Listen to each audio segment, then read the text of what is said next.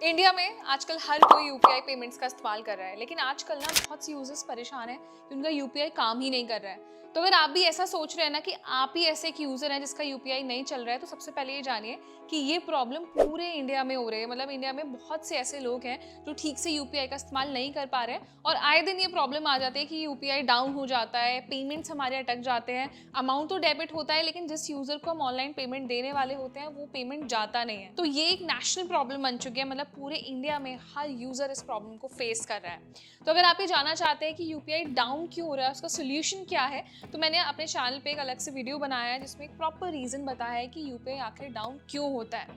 तो ऐसा पहली बार नहीं हुआ है जब यूपीआई डाउन हुआ है या यूपीआई ठीक से काम नहीं कर रहा है। एनपीसीआई यानी कि national payments corporation of India के अगर आंकड़े आप देखेंगे तो उसमें बताया गया है कि मार्च 2020 से लेकर 2025 तक यूपीआई कम से कम 17 बार ठप हुआ है और इसमें लगभग 1000 मिनट्स तक के जो ट्रांजैक्शंस है ना वो नहीं हो पाए हैं।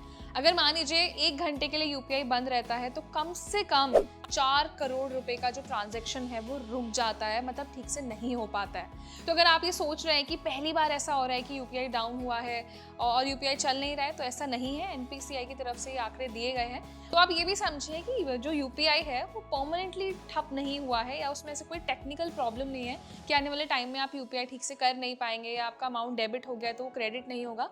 एनपीसीआई की तरफ से ये मेक श्योर किया गया है कि सर्वर के चलते यूपीआई पेमेंट्स में प्रॉब्लम आ रही है, लेकिन ऐसा नहीं है कि आप फ्लेक्सिबिलिटी से इस्तेमाल नहीं कर पाएंगे। ये कुछ टाइम की प्रॉब्लम है, जल्दी इसको ठीक किया जाएगा और आने वाले टाइम में आप स्मूथली यूपीआई का इस्तेमाल कर पाएंगे। और गलती से अगर आपके अकाउंट से पैसा डेबिट होता भी है तो कुछ ही दिनों में उस अमाउंट को क्रेडिट भी कर दिया जाएगा। अब कुछ दिनों पहले ही यूपीआई पूरी तरीके से बंद हो गया था जब भारत में कोई भी ठीक तरीके से यूपीआई का इस्तेमाल नहीं कर पा रहा था। तो यूपीआई में वैसे जो हमारी डिपेंडेंसी है वो मेजरली 2-3 ऐप्स पर है।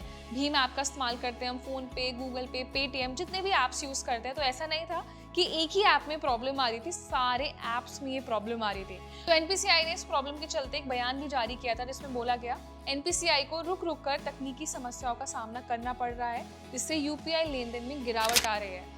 एनपीसीआई ने इसे लेकर खेद भी जताया और माफी भी मांगी और ये भी बोला कि आने वाले टाइम में इस प्रॉब्लम को जल्द ही फिक्स किया जाएगा। तो अभी कुछ दिनों पहले जो हमने यूपीआई डाउन की प्रॉब्लम फेस की थी ना, इससे पहले जुलाई 2024 में ऐसा हुआ था जब सबसे ज्यादा देर के लिए यूपीआई ठप रहा।